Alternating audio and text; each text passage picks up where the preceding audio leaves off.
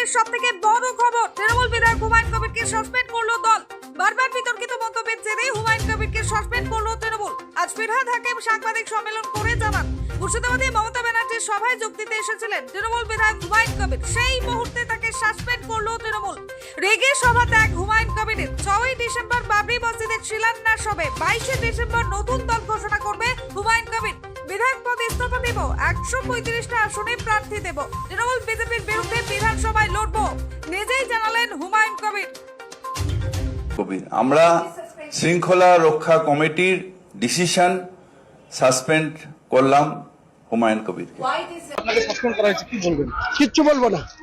আমি পার্টির বিধায়ক পদ থেকে কালকে রিজাইন করে দেবো এবং নতুন পার্টি 22 তারিখে 22 তারিখে নতুন পার্টি হচ্ছে। 22 তারিখ।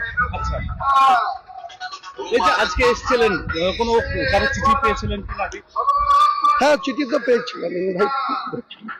তার মানে মঞ্চে ডেকে সাসপেন্ড করা, এটা মানে অপমানজনক মনে হচ্ছে না? সে জবাব দিব, জবাব পেয়ে যাবে, কোনো চিন্তা নেই।